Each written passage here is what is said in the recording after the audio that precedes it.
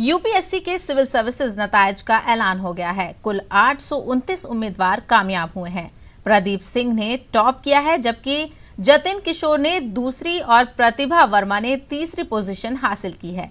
कामयाब उम्मीदवारों में जनरल कैटेगरी के 304 उम्मीदवार हैं, ईडब्ल्यूएस उम्मीदवार 78, ओबीसी उम्मीदवार 251, एससी के 129 जबकि एसटी के 67 उम्मीदवार हैं। टॉप 100 में सिर्फ एक मुस्लिम उम्मीदवार नजरुद्दीन ने जगह बनाई है। वहीं ज़कात फाउंडेशन के 27 उम्मीदवार भी कामयाब हुए हैं। यूपीएससी इम्तिहान में पहला मुकाम हासिल करने वाले प्रदीप मुल्क सोनीपत गांव के किसान घराने के हैं। उन्होंने अपनी इस कामयाबी का सेहरा अपने वालिद को दिया है। यूपीएससी टॉपर सोनीपत एजुकेशन का हब कहा जाता है, लेकिन जिस तरह से इससे पहले यूपीएससी में सेकंड रही अनु और उसके बाद आज प्रदीप फर्स्ट रैंक पर। प्रदीप जी, न्यूज़ 18 नेटवर्क की तरफ से आपको बधाई। लेकिन सबसे बड़ी बात, नंबर 1 आना कहीं ना कहीं अपने आप में बहुत बड़ी अचीवमेंट होती है। क्या कुछ ऐसा लग रहा है आपको? जी देखिए, मेरे लिए भी ये काफ़ी अनएक्सपेक्टेड सा रहा है। मैंने भी एक्सपेक्ट नहीं करा था कि मेरी फर्स्ट रैंक आ जाएगी, बट बहुत अच्छा लग रहा है। अभी मेरी पूरी फैमिली, मेरे फ्रेंड्स और मैं खुद बहुत खुश हूँ। प्रदीप जी, इससे पहले आपने कहाँ कहाँ कोचिंग की, कहाँ कहाँ आप रहे और उसके बाद कहाँ से आपको प्रेरणा मिली?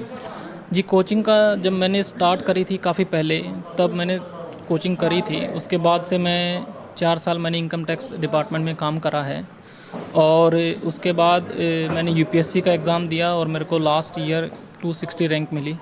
अभी मैं IRS कस्टम्स एंड एक्साइज में हूँ और मेरा मेन जो पढ़ाई का रहा है वो सेल्फ स्टडी बेस्ड ही रहा है। हालांकि मैंने कुछ टेस्ट सीरीज ज्वाइन करी थी और मेरे कुछ टीचर्स भी रहे हैं, मेंटर्स भी रहे हैं, उनका भी इसमें काफ़ी योगदान रहा है। छात्रों और आपके युवा साथी भी रहे होंगे, उनके लिए संदेश सबसे पहले?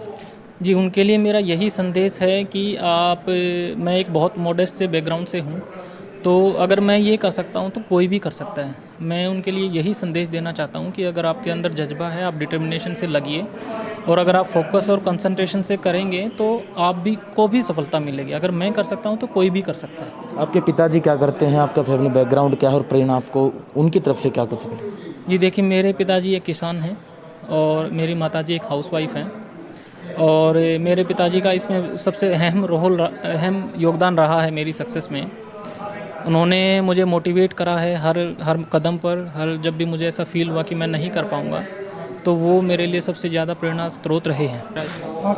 ये थे प्रदीप जी, जिनका साफ कहना है कि किसान परिवार से हैं, लेकिन अगर देश सेवा का जज्बा है तो वो कुछ भी कर सकते हैं और किसानों की प्राथमिकता रहेगी, क्योंकि किसान फैमिली से हैं। सोनीपत से नितिन आमतिल, न्यूज़ 18।